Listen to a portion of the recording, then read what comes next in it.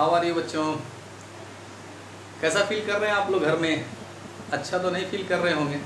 ना कॉलेज जाने मिल रहा होगा, ना कहीं बाहर जाने मिल रहा होगा, ना कोई कोचिंग सेंटर जाने मिल रहा होगा। इसमें आप अच्छे कहाँ से फील करेंगे? ये मैं भी समझ सकता हूँ इस चीज़ को। और जैसा कि आप लोग बीएससी के स्टूडेंट्स हैं और आप लोगों के लिए मैं आज एक नया टॉपिक लेकर के आया हूँ एग्जैक्ट डिफरेंशियल इक्वेशन का।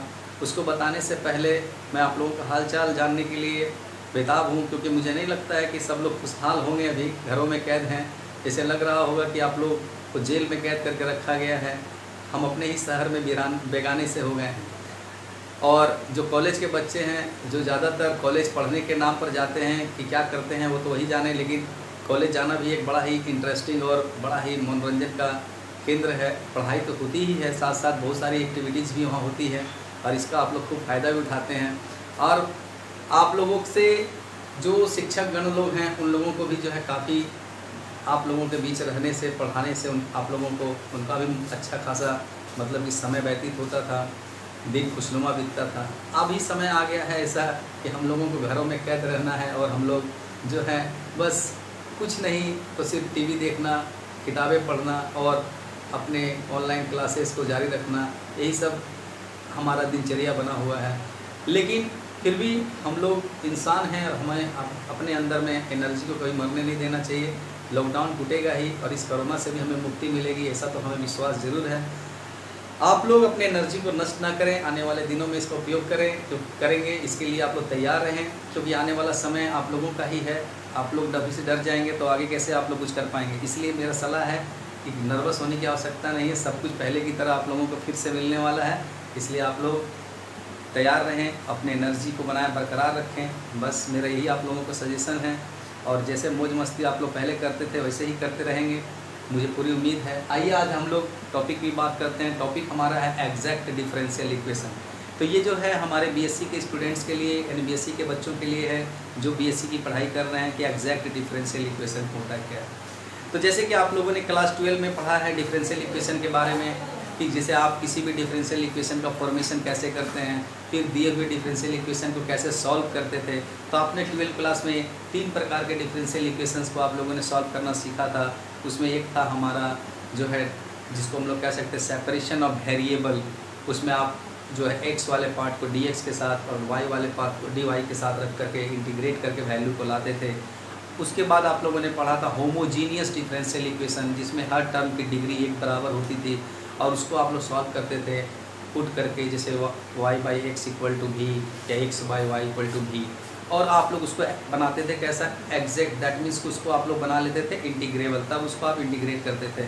तीसरी जो आप लोगों ने पढ़ी थी 12th क्लास में वो था लीनियर डिफरेंशियल इक्वेशन। तो लीनियर डिफरेंशियल इक्वेशन में आप लोगों ने जो है इंटीग्रेटिंग फैक्टर निकालने सीखा था और उसके माध्यम से फिर आप लोग जो है उसको सॉल्व करते थे।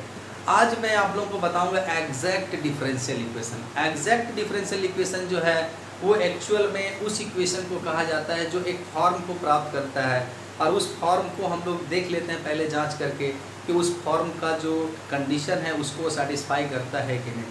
अगर वो कंडीशन को सेटिस्फाई करता है तो हम समझ जाते हैं कि वो एग्जैक्ट डिफरेंशियल इक्वेशन है, और फिर हम लोग उसे इंटीग्रेट करके आंसर को प्राप्त कर लेते हैं। आइए मैं आप लोगों को शुरू करता हूँ एग्जैक्ट डिफरेंशियल इक्वेशन के बारे में।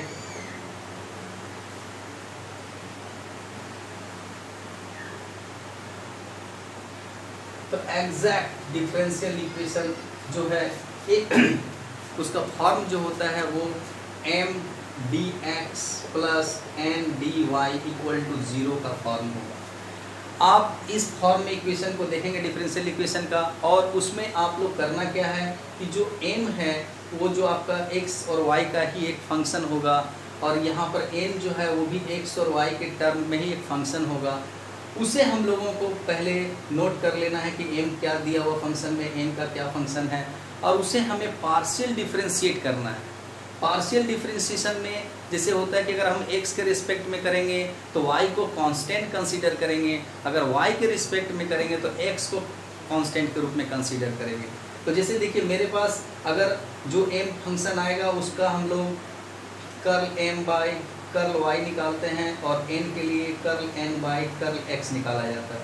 अगर इसकी वैल्यू जो भी आएगी और इसकी वैल्यू अगर जो भी आएगी, अगर ये दोनों वैल्यू अगर बराबर हो जाते हैं तो हम कहेंगे कि हमारा जो फंक्शन है वो एग्जैक्ट है, और उसे हम विदाउट किसी तरह के सोचे विचारे, कहने का मतलब है कि सिर्फ अरेंज करके या उसको हम लोग देख लेंगे कि उसका डायरेक्ट इंटीग्रेशन क्या बनेगा, हम लोग डायरेक्ट इंटीग्रेट कर लेंगे। जैसे सपोज करिए कि मेरे पास है x d y plus y d x equal to 0, तो ये जो है एक्चुअल में डिफ्रेंसिएशन है x इंटू वाई का। ये जो दिया हुआ फॉर्म है वो डिफ्रेंसिएशन है x इंटू वाई का। तो जब हम लोग इसको जो है मिनिमाइज करके डिफरेंशियल ऑफ एक्स वाई लिख देंगे, और जब हम इसे इंटीग्रेट करेंगे तो हमें क्या प्राप्त होगा कि डी यहाँ पर जो है डी गायब हो जाएगा और हमें प्राप्त हो जाएगा डायरेक्ट एक्स वाई और 0 का कांस्टेंट।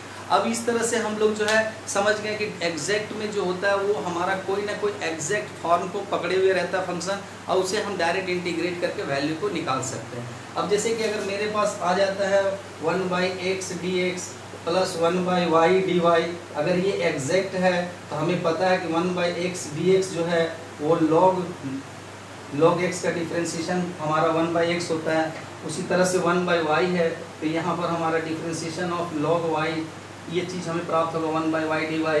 तो हम लोग जब इसको डायरेक्ट इंटीग्रेट करेंगे तो हमें log x plus log y equal to constant प्राप्त होगा। तो ये है एग्जैक्ट डिफरेंशियल इक्वेशन। कहने का मतलब है कि without any adding something to make it integrable, बिना किसी चीज़ को ऐड किए या किसी चीज़ को उसमें जोड़े हम लोग अगर उसको इंटीग्रेट कर लेते हैं डायरेक्ट, उसको हम कहते हैं एग्जैक्ट डिफरेंशियल इक्वेशन। अब यहाँ पर डिफरेंशियल इक्वेशन जो भी हमारा दिया रहेगा, अगर वो m d x plus n d y के फॉर्म में होगा तो हम लोग पहले एम का वैल्यू और एन का वैल्यू प्राप्त करेंगे, और फिर उसको देखेंगे कि curl n by curl y का जो वैल्यू आ रहा है, curl n by curl x का जो वैल्यू आ रहा है वो कितना है। तो जैसे देखिए यहाँ पर x d y plus y d x है तो इसी फॉर्म से मैच कर रहा है।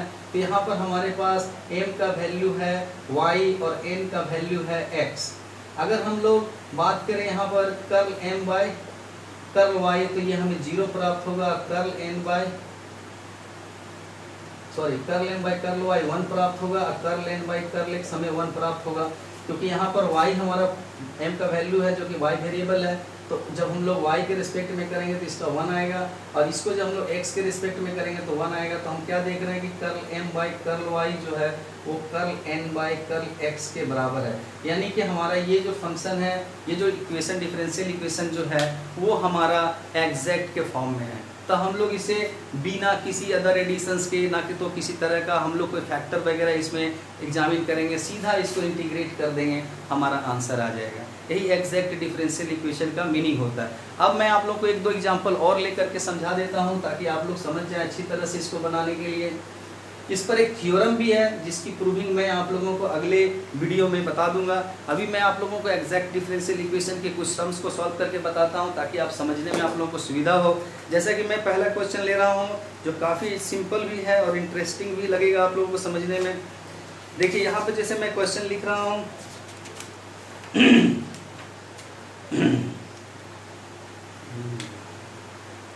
जैसे मेरे पास अगर इक्वेशन दिया हुआ है x plus y d y minus x minus y d x equal to 0, ये हमारा जो क्वेश्चन है।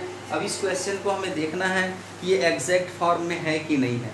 अगर एग्जैक्ट फॉर्म में ये होगा तो फिर हम लोग इसको इंटीग्रेट कर सकते हैं डायरेक्ट और उसका आंसर ला सकते हैं। तो देखिए इसमें हम लोग देख रहे हैं क्या कि डी वाई के साथ हमारा x प्लस वाई है। हम लोग जानते हैं कि फॉर्म हमारा होता है m d x plus n d y equal to 0। तो यहाँ पर m के प्लेस में हमारे पास ये प्राप्त हो रहा है और n के प्लेस में हमें ये प्राप्त हो रहा है। तो हम लोग लिख सकते हैं कि m का value minus x plus y यहाँ से, और n का वैल्यू हमें प्राप्त हो रहा है x प्लस वाई यहाँ से। अब हमें जैसे कि मैंने पहले बताया कि इस फंक्शन को हमें पार्शियली डिफ्रेंशिएट करना है, तो curl m y curl y यानी कि y के रिस्पेक्ट में m को किया जाता है। तो यहाँ वैल्यू हमें प्राप्त हो रहा है 1, और यहाँ पर हम लोग x के रिस्पेक्ट में n वाले पार्ट को जब हम लोग डिफ्रेंशिएट करते हैं तो हमें प्राप्त हो रहा है वो इस तरह से। तो दोनों बार हमें जो है 1 प्राप्त हुआ।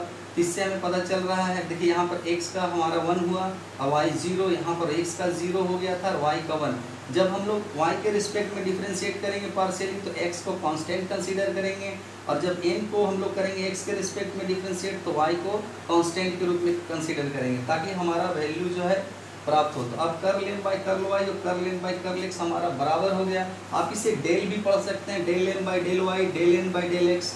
तो del m by del y equal to del n by del x।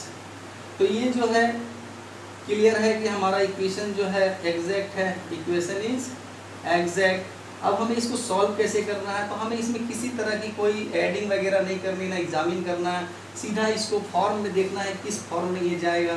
तो देखिए मैं पहले मल्टीप्लाई कर देता हूँ, x dy plus y dy minus x dx plus y dx equal to 0। तो यहाँ पर हम लोग क्या देख रहे हैं कि x के साथ dy है और y के साथ dx है, तो ये दोनों जो है एक फॉर्म में आ जाएगा जो मैंने अभी पहले बताया, y dx। और ये जो है y का फंक्शन है और y ही हमारा फैक्टर है डिफरेंशियल, इसलिए इसको कुछ नहीं करना है। x और dx है, ये तो आप डायरेक्ट इंटीग्रेट हो जाएगा क्योंकि x का फंक्शन है, डिफरेंशियल फैक्टर भी x का है, तो ये डायरेक्ट हमारा इंटीग्रेट हो जाएगा। तो y dy जो है इसको डिफरेंशियल मोड में अगर हम लिखें तो यहाँ 1/2 यहाँ पर y स्क्वायर हो जाएगा ये। तो हम लोग इसको पहले देख लेते हैं, डायरेक्ट हमारा है y dy x dx equal to 0। जैसा कि मैंने बताया कि x dy plus y dx जो है x इंटू वाई, यानी कि x इंटू वाई का प्रोडक्ट का डिफरेंशियल वैल्यू है ये। और ये जो y dy है एक्चुअल में 1/2 dy स्क्वायर का डिफरेंशियल वैल्यू है, और x dx जो है 1/2 dx स्क्वायर का डिफरेंशियल वैल्यू है। आप इसको जब डिफरेंशिएट करोगे तो यही मिलेगा, इसको डिफरेंशिएट करोगे यही मिलेगा, और इसको डिफरेंशिएट करोगे तो यही मिलेगा। अब जैसा कि डिफरेंशिएशन का ये डायरेक्ट मोड में आ गया, तब इसको इंटीग्रेट करना है हमें, तो इंटीग्रेटिंग वी गेट।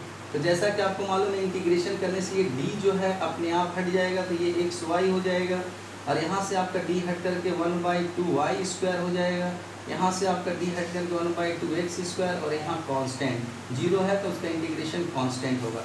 तो ये जो है एग्जैक्ट डिफरेंशियल इक्वेशन बनाने का तरीका है कि आपको कुछ ज़्यादा उसमें सोचना विचारना नहीं है। अगर एग्जैक्ट है तो वो इंटीग्रेट आसानी से हो जाएगा, उसमें किसी और तरह से आपको ऐड करने की कुछ भी ज़रूरत नहीं होगी, ना एग्जामिन करने की ज़रूरत होगी।